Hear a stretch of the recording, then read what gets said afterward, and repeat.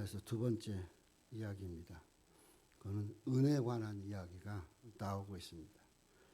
이 말씀을 생각하면서 은을 단련할 때 어떻게 단련하는 거고, 또 어떻게 해서 잘못된 은들은 버려지는 걸까? 또 하나님은 왜 이스라엘을 은이라고 그랬을까?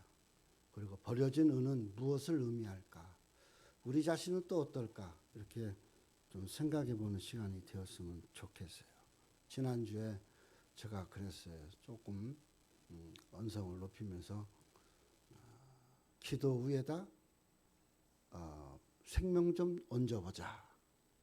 그랬더니 하나님이 여러분들의 생명을 받으시는 건지, 기도를 받으시는 건지, 제 기도를 받든 내 생명을 받든 하나님이 움직이기 시작하셨어요.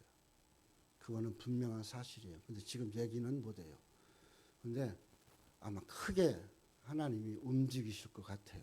그런데 중요한 것은 우리 생명을 조금 더 얹어보자. 기도할 때마다 간절한 교회를 위해서 기도할 때는 막 눈물을 짜낼 것 같이 이렇게 얹어보자 이 얘기예요. 제 얘기는. 제가 초등학교 2학년 때 우리 아버지 하늘나라 가시고 나서 그 전도사님, 여전도사님이 나한테 등을 때리면 초등학교 2학년짜리가 무슨 기도를 해? 기도를 할 줄 알아. 꿈뻑꿈뻑 있으니까 등을 때리면서 네 아버지는 이제부터는 하나님이야. 하나님께 기도해.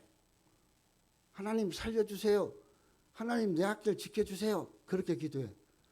그 기도를 지금까지 했어요. 근데 내가 정말 힘들 때, 내가 정말 답답할 때는 그때 아버지를 아빠라고 불러보지도 못하고 살았던 내가 하나님을 아빠라고 부르면서 띵깡을 넣어요. 기도하면서 막 띵깡을 넣고 그러는데 이번에도 그렇게 몸부림쳐 지금도 기도하고 있고 계속 기도하고 있어요. 하나님이 신학교 하나님 이제 학생들 다 이제 졸업하는데 어떡할까요? 하나님 닫아요? 하나님 닫으라면 닫는 거고 할 일이 끝났다고 하면 끝난 거고 그런데 한 5명 정도 지금 대화가 되고 있어요. 그리고 그 중에 한 4명은 와봐야 알지만 응답을 했어요. 남자 2, 여자 2. 여자는 권사 2, 남자는 집사 1, 평신도 1. 대화한 거 너무 힘들었어요. 전 목사님하고 끊임없이 기도하면서 하나님 우리 그 밭은 또 하나님 주셔갖고 덜컹 밭은 했는데 반은 그래도 이렇게 했는데 반은 그냥 풀들이 무성해서 산속 같아. 전 목사님 걱정하지 마라 그러고 5월 중순에 온다 그러던 이 양반은 안 오고 또 놓고 기도했어요. 그랬더니 하나님 조 목사님에게 꿈으로 응답을 주셨어요. 그리고 나니까 어제 왔어요. 와서 6월 초부터 그 남아있는 부분, 그 부분을 가지고 어린이들 체험파크를 만들겠다고. 그래요. 체험파크 만들고 이렇게 해서 어린아이들 많이 올 수 있도록. 자기는 그게 전문이라고. 그래요. 그게 또 소망을 갖잖아요. 교회도 어떻게 이렇게 풀어져 갈 것 같아요. 그렇다면 더 중요한 우리들의 자세가 뭘까? 버려진 은은 되지 말자라는. 은하고 금은 차이가 있어요. 재련할 때. 금을 재련할 때는 그냥 녹여서 이렇게 하면 금이 나와요. 그런데 은은 절대 그냥 재련해가지고는 은이 안 나와요. 하나님 앞에서 유다 백성을 내어버린 은이라고 하는 것은 3,000년 전, 지금부터 3,000년 전에 이집트의 그 자료들에 의하면 그때는 은값이 금값의 2.5배라고 그래요. 즉 무슨 말이냐면 금이 10,000원이면 은은 25,000원 한다 이 말이에요. 그런 시대가 있었어요. 그만큼 은이 가치가 있는 시대. 그 시대가 지금 이 시대예요. 예레미야 시대에 그래서 예레미야는 이 은혜 비교해서 하나님이 하시는 말씀을 좀 듣고, 지난번에 우리 살구나무 비교하면서 너 뭐 보냐? 살구나무 가지요? 잘 봤다? 너 그렇게 되어지는 것을 볼 거다. 그렇게 말씀하셨어요. 오늘 보면 6장에서는 그렇게 얘기합니다. 은을 재련하는데 버려진 은이 있는데 이스라엘 백성이 버려진 은이다. 그렇게 말씀하고 있는 겁니다. 은을 왜 내어버립니까? 은을 내어버리는 것은 은을 만드는 작업을 잘 살펴봐야 돼요. 은을 이렇게 재련해서 순수한 은을 만들기 위해서 납을 거기다 넣습니다. 납. 이 납을 넣고 끓이는 이게 재련을 하는데 너무 심하게 끓이면 이게 납이 증발해서 날아가 버리면 그거 은 안 돼요. 납이 잘 녹아서 납이 흘러내려야 돼요. 그러면 은 속에 있는 광속 물질들을 같이 갖고 흘러내려요. 그래서 은이 순수한 은이 되는 거예요. 무슨 말이냐면 하나님이 때로는 여러분과 내 속에 그 필요도 없는 그 승질나는 기질나는 그런 납을 넣어놓는다는 거예요. 이 납을 넣어놓고 우리를 어떻게 해요? 불려요. 불에다가 재련을 해요. 그래 막 속상하고 고통스럽고 짜증나고 원망하고 막 이런 일들이 막 불거지면서 어떻게 화가 나듯이 분이 나듯이 그렇게 재련을 시켜요.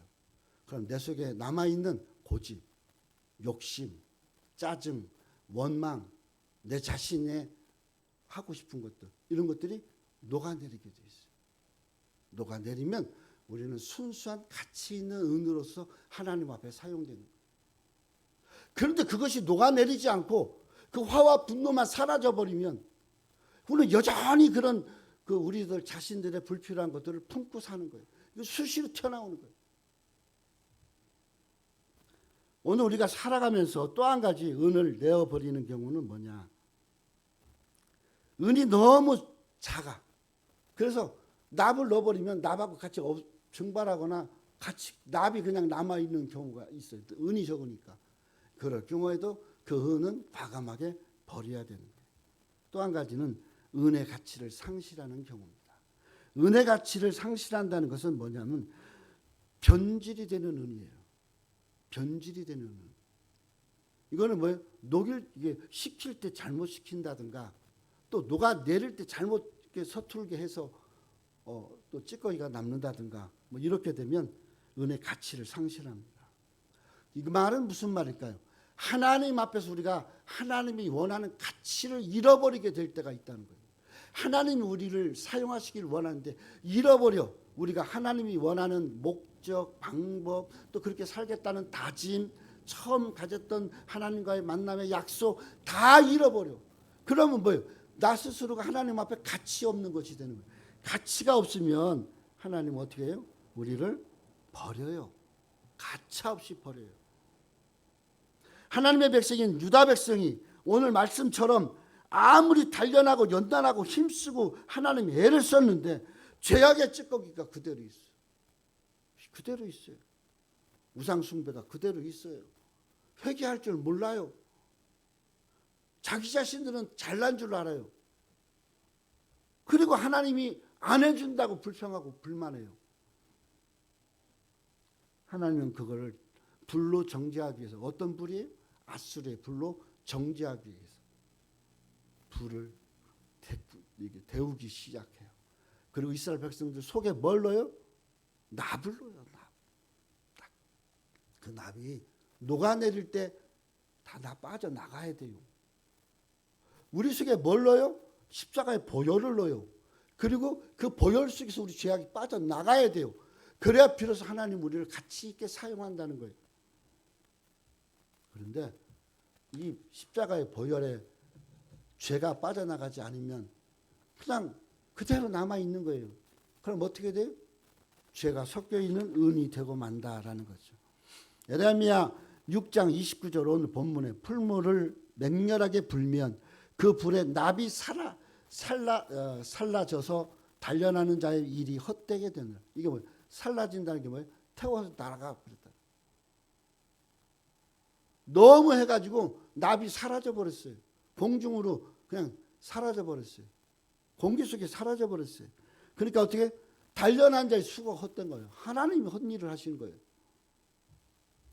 이와 같이 악한 자가 제하여지지 아니하니 이스라엘 내에 악한 자들이 제어되지가 않는다는 거죠. 납과 은광석을 섞어서 열을 가열하면 납이 먼저 녹아 산화되거나 아니면 녹아 내리면서 은광석, 광석 물질들을 흘러내려간다고 그래요. 내려보낸다고 그랬어요. 이게 되지 아니하면 안 돼요. 은의 가치가 없어져요. 하나님 앞에 우리는 은이에요. 하나님 여러분과 저를 불렀을 때는 은광석에 채취한 광석 은이에요. 근데 여기에 있는 이물질들을 제거하는 것은 말씀이 우리 속에 들어오셔서 성령의 불로 재련하면서 그럴 때 십자가 보혈로 우리의 죄를 씻어야 되는 거예요. 에레미야 6장 30절에 보면 사람들이 그들을 내어버린 은이라. 사람들이 보면서 야 너는 버려진 은이야. 너 은은 맞는데 하나님이 너를 가치 없게 쓰신데 넌 필요도 없는 거야. 이런 소리를 한다라는 거예요. 나 여호와가 그들을 버렸습니다. 그런 일을 듣는 것은 하나님이 이스라엘을 버렸다라는 거예요. 버림받은 은, 하나님이 버리시는 은. 하나님 앞에 쓸모가 없는 거예요. 하나님은 쓰려고 사용하시려고 하는데 내 스스로의 잔재들이 남아있어서 하나님이 쓰지 않는다라는 겁니다. 그럼 그리스도인으로서 우리가 은과 같은 것이라는 것이 무엇일까? 예수님 사랑 안에 우리가 당연히 살아가는 모습을 이야기할 겁니다. 28절에 이 배반한 백성들을 향하여서 그들은 다 심히 패역한 자며 다니며 비방하는 자며 그들은 놋과 철이며 사악하며 하고 5가지를 이야기하고 있는 것을 볼 수가 있습니다. 고집불통이 뭘까요? 고집불통은 자기 중심으로 사는 자예요. 자기 중심으로 살아가니까 이 고집, 자기 고집을 변명하기 위해서 어떻게 해요? 거짓말을 하는 거예요. 거짓말. 자기 고집을 안 내려놓으니까 거짓말을 하게 되는 거예요. 거짓말을 하니까 어떻게 돼요? 또 거짓말을 하게 되는 거예요. 우리 저 집사님이 재밌어요. 요즘 막 미치겠어요. 내가 그래서 이거 진짜 주체를 못해요. 정말 주체를 못해요. 성경을 쓰라고 그러니까 19번, 20번씩 써요. 하루에. 주기도문, 사도신경만 요즘 그것만 쓰라고 그래요. 그 숫자를 헤아릴 수 있으니까 얼마나 썼는가 알 수 있으니까. 그러면 주기도문, 사도신경을 쓰면 한 번이에요. 그 하루에 18에서 20번을 써요. 그래도 나머지는 다 놀아. 근데 한 분은 뭐라 그러냐면 14번을 썼대. 그래서 너 정말 14번 썼니? 머리를 막 긁적거려. 그랬더니 10번 썼대. 그래서 왜 10번 썼냐? 그럼 대답을 안 해. 이제 고집을 부리기 시작하는 거예요. 그래서 그랬어요. 그러면 남은 10번을 쓰고 밥을 먹어라. 그랬더니 남은 10번을 얼마 썼어요? 40분 만에 썼어요. 40분 만에. 10번을 40분 만에 쓰더라고. 그 다음날 와서 그랬어요. 야, 이번에는 몇 번 썼냐? 17번 썼대. 잘했다. 그러고 지금 소리내서 읽으면서 이제 주기도문을 소리내서 읽으면서 써봐라 했더니 한 번도 못 써. 한 번도 못 써. 무슨 말인지 아세요? 이게 5살 나이가 되니까 이게 5살짜리예요. 그러니까 그냥 쓰면 잘 써. 뭐 이게 뭔 글자도 모르고 그냥 쓰는 거니까 이 머릿속에 있는 거 갖고 쓰니까. 근데 이걸 소리내서 읽으라면 못 읽어. 또 소리내서 읽으라고 읽으면서 쓰라면 못 써. 참 희한하죠? 참 희한해요. 그 살림남인가 거기에 보니까 그 여자 연예인이 동생이 11살 차이 나는 동생이 있어요. 근데 3살의 행동을 해요. 3살. 더 이상이 안 돼. 늦게 태어나서 태어날 때부터 이 지능 발달이 안 돼요. 그래갖고 3살이야. 3살에 멈췄어. 그 이제 남편이 연예인 코미디언 김길이야. 김길이가 우리 결혼식 할 때, 걔가 지금 24살 됐어요. 우리 결혼식 할 때 화동은 우리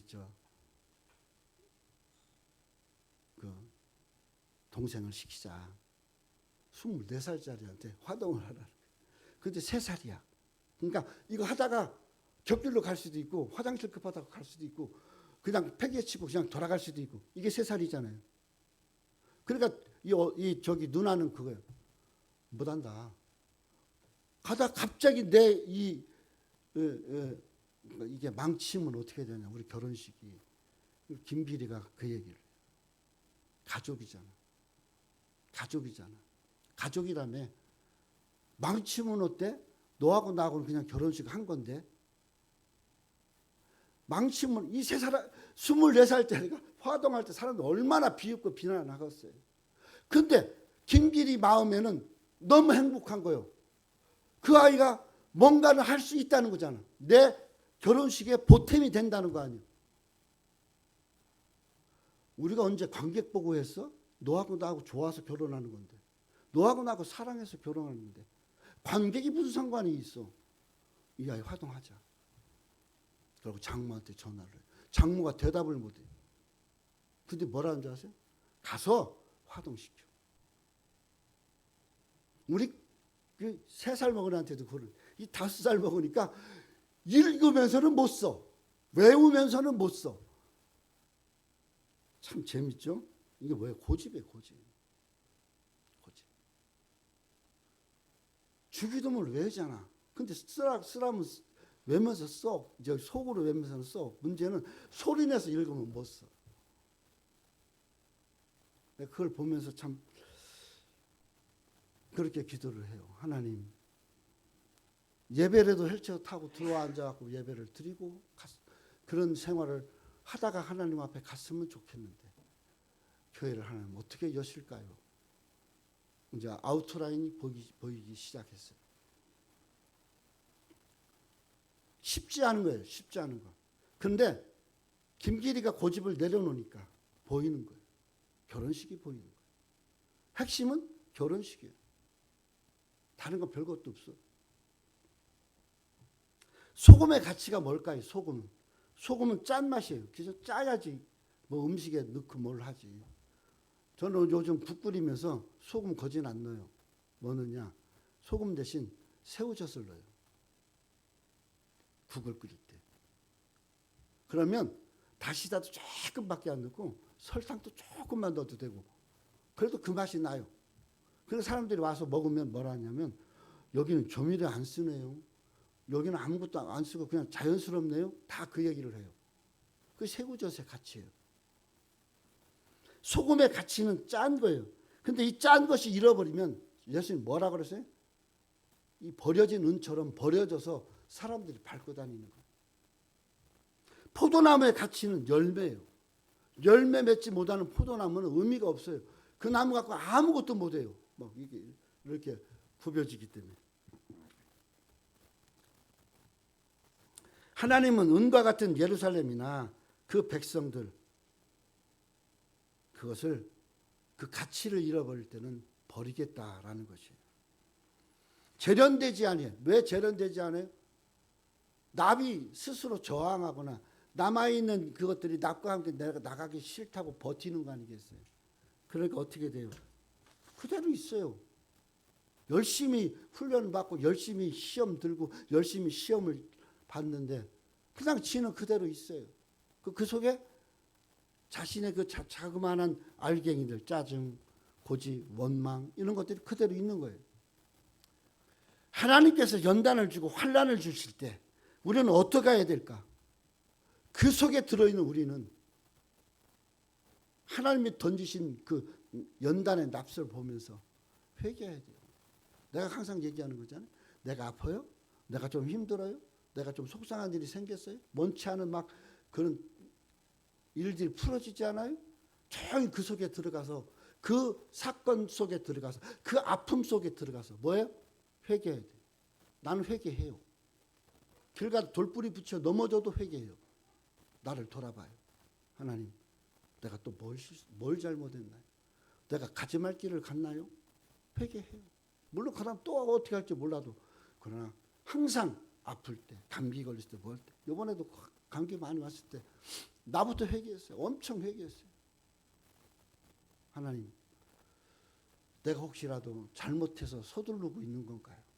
안 해도 될 걸 하고 있는 건가요? 그래서 막 자녀들을 독려하고 그러고 있는가요? 아니면 하나님은 원치 않는 일을 내가 지금 내 일을 한답시고 마치 하나님 일처럼 하고 있나요? 무지하게 회개했어요. 그리고 걸러지고 보니까 하나님이 원하시는 일이에요. 하나님은 단번에도 이룰 수 있는 분이 하나님이시라는 거예요. 하나님은 순금 같은, 순은 같은 신앙을 원하십니다. 그런데 우리들 스스로가 정죄가 안 돼요. 이사야 1장 22절에 보면 내 은은 찌꺼기가 되었고 내 포도주에는 물이 타 있다 그랬어요. 이게 무슨 말이에요? 가치를 잃어버린 거예요. 포도주의 가치는 물 타면 안 돼요. 그래야 가치가 있는 거예요. 은은 찌꺼기가 있으면 안 돼요. 그러나 내 속에 이 회개의 찌꺼기가 담겨져 있고 내가 하나님 기뻐하지 않은 것들이 채워져서 물처럼 희석이 돼 있어. 하나님 그냥 버린다니까요. 하나님 앞에 연단 받을 때마다 우리 마음속에 들어가야 돼. 우리 스스로가 좀 들어가야 돼. 그리고 어떻게 해야 돼요? 순수해지려고 노력해야 돼요. 그게 뭐예요? 회개하는 거예요. 회개. 하나님께서 사악한 백성이 되어버린 선민들을 멸망시키기 전에 선지자 에레미야에게 당부하고 있어요. 6장 오늘 본문이에요. 그게. 이 본문을 통해서 하나님은 당부하고 있어요. 17절에 여호와께서는 가까운 미래에 망국이 되어버릴 백성이 살고 있는 유다 왕국 그 선민들을 향하여 17절에 말씀하고 있어요. 17절에 내가 또 너희를 위해 파수꾼을 세웠나니 나팔 소리를 들으라 하나 그들의 대답이 우리는 듣지 않겠노라. 하나님이 예레미야라는 파수꾼의 나팔을 세웠어요. 근데 백성들이 귀 막고 안 듣는데 그리고 뭘 들어요? 가짜 거짓 선지자 말 듣고 우상 숭배하러 가는 거예요. 가짜 이야기 듣고 진짜 하나님의 일을 안 하는 거예요. 이게 지금 17절에 나와 있는 말씀이에요. 27절에는 그렇게 이야기합니다. 내가 이미 너를 내 백성 중에 망대와 요새로 삼아 그들의 길을 알고 살피게 하였노라. 누구? 예레미야를 망대에 세운 파수꾼으로서 어떻게 하나님의 길을 가고 있는지 살피는 그런 파수꾼으로 세웠다 그 말이에요.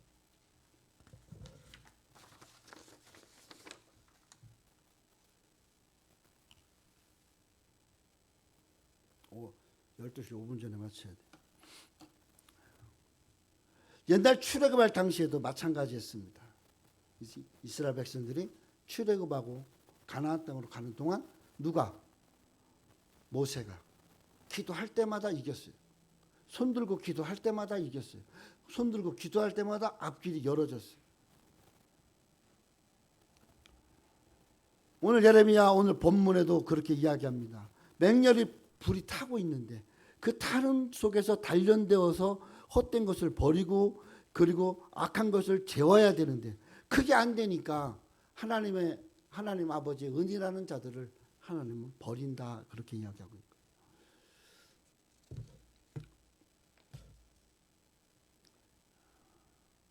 오늘 말씀을 묵상하면서 몇 가지를 생각해 봅시다.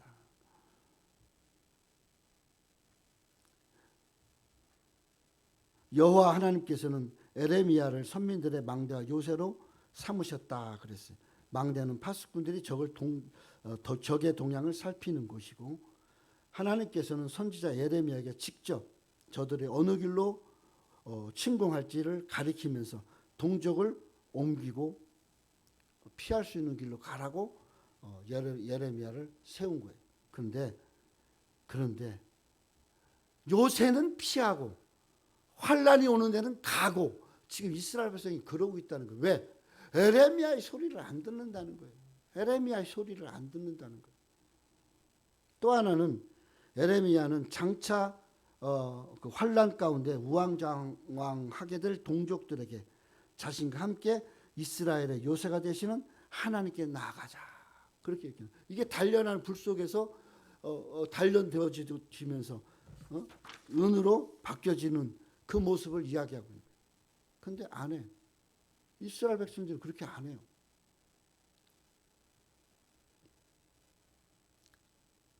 살 길은 도망가는 데 있는 게 아니라 하나님께 들어오는 게예요. 하나님께 오는 게예요. 그들은 다 심히 반역한 자며 비방한 자며 돌아다니는 자라 그렇게 이야기하고 있어요. 28절에 여호와께서 곧 망하는 유다 왕국의 그 백성들을 향하여서 망대와 요새로 에레미야 선지자를 삼았다고 그랬어요. 그런데 그 전하는 그 예언의 말씀들을 동족들은 안 들어요. 듣지도 않고 어떻게 해요? 반역하고 비방하고 그리고 다닌다는 거예요.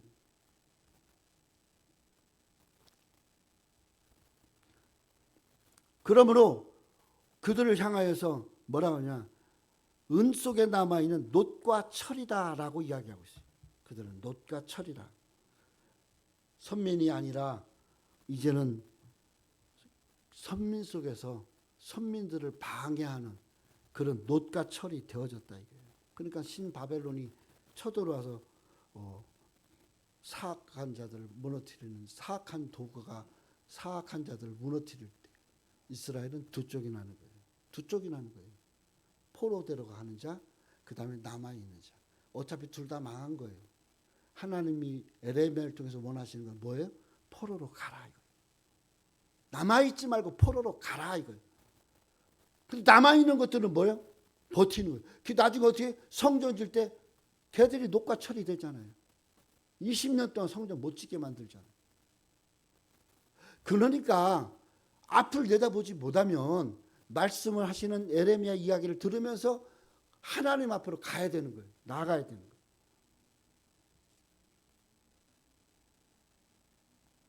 반역한 유다 왕국을 위하여서 바벨론 제국을 세웠다는 것은 이스라엘 남아있는 그 놋과 철이 너무 억세고 강하니까 하나님은 더 강한 것으로 그들을 부시는 거예요.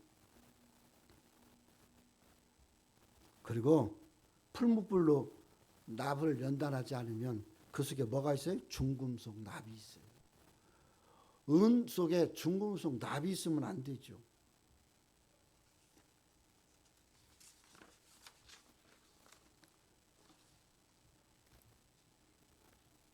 그것은 납에 노출되어 쓸모없는 인생이 되어버리기 때문에 그래요.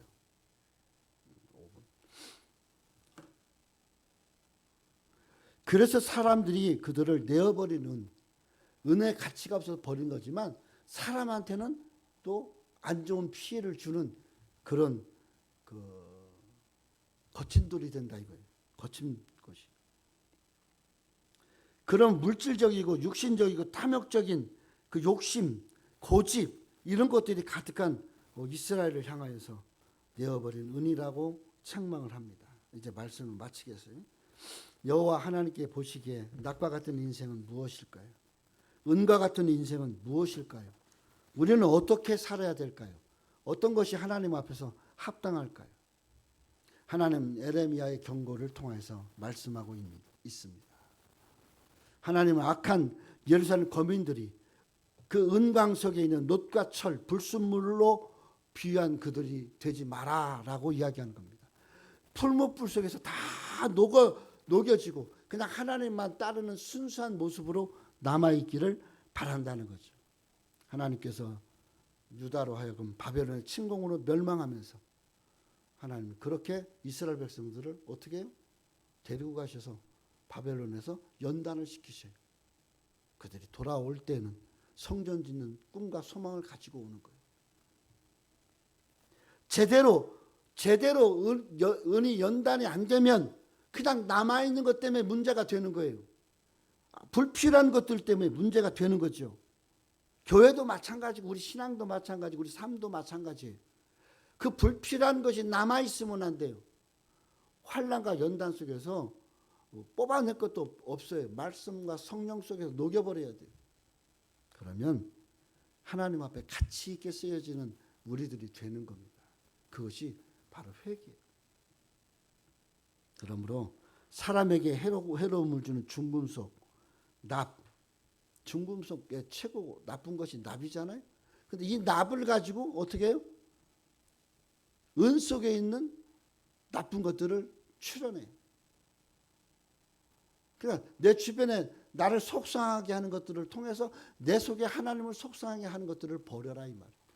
그리고 우리 인생을 하나님 앞에 맡기고 예배하며 하나님을 기쁘게 하며 하나님 목적한 대로 나가는 그런 우리 성도들 되기를 간절히 기도합니다.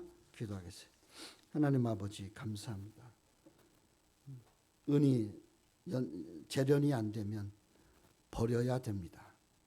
오늘 우리 속에도 불필요한 것들이 회개를 통해서 나가지 아니하면 성령의 불로 태워지지 아니하면 하나님 앞에는 불필요하고 가치 없는 것이 되어버립니다. 오늘 우리 자신을 돌아보게 해주시고 하나님 우리에게 주신 여러 가지 많은 이유들과 환난과 어려움과 고통 속에서 하나님의 뜻과 하나님의 계획만 볼 수 있도록 축복해 주시옵소서.